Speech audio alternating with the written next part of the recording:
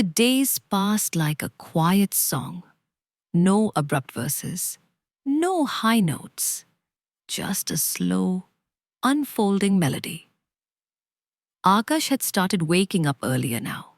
Before the sun rose, he would oil his hair the way Ma used to, pulling it back into a neat bun, sometimes threading in a jasmine flower if the mood allowed.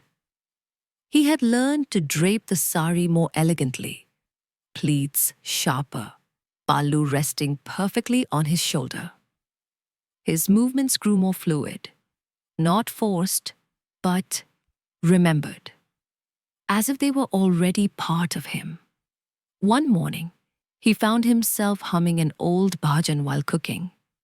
The oil crackled as mustard seeds popped. The smell of curry leaves filled the air. His father entered slowly, leaning on the wall, eyes tired but softer now. "You still make up the same way," he murmured.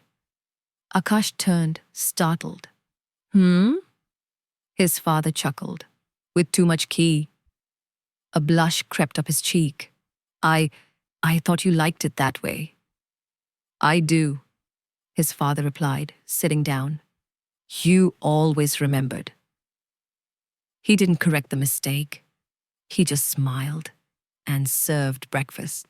And later that week, while folding washclothes, Aakash picked up one of his mother's soft petticoats. Without thinking, he held it to his cheek, breathing in its fading scent.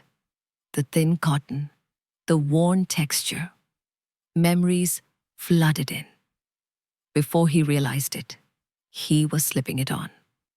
The blouse came next, then a soft printed sari with tiny orange flowers. He didn't know why he did it today, so completely. Maybe because he wanted to feel her. Maybe because, somewhere inside, he wanted to feel her becoming him. That evening, after dinner, his father sat beside him. The lights were dim. Aakash had left his bangles on, and they softly clinked as he adjusted the pillow behind his father's back. His father looked at him for a long moment. "You don't look tired," he said.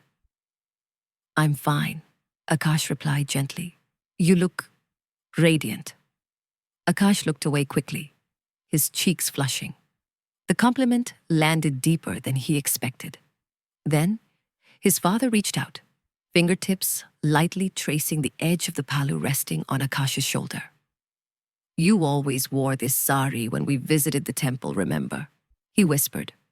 Aakash froze, and then nodded. "Yes." He didn't correct him. He didn't dare. Instead, he smiled. "It was your favorite." His father leaned back, satisfied. "Still is." One night, after a long day, Aakash sat in front of the mirror, wiping off his kajal. He paused halfway. The girl in the mirror wasn't awkward anymore.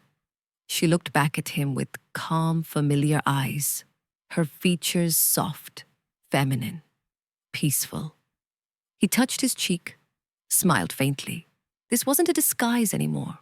It was becoming who he was. In the middle of one particularly quiet night, he was startled awake by his father's voice. "Sulochana." Aakash turned. His father reached out in the dark. "Don't go." For a second, Aakash hesitated. Then he slid closer, lying beside him, his sari rustling softly in the quiet. His father pulled him close like a child clings to a memory. And in that darkness, Aakash held him back, not as a son, not as a stranger, but as the only person he now knew how to be. As Aakash settles deeper into the rhythm of his mother's role, the lines between past and present begin to blur. Small rituals become sacred. Quiet glances begin to carry weight. And the home echoes with a love neither of them dares question. But as his body adapts and his soul awakens to the quiet joy of femininity, Aakash faces a new challenge. How far can he go before he forgets who he was? Or is he simply discovering who he was always meant to be? Part 3. Between memory and miracle unfolds with deeper intimacy, lingering stares, stolen touches, and the soft, painful beauty of pretending too well. Are you ready to step into the mirror?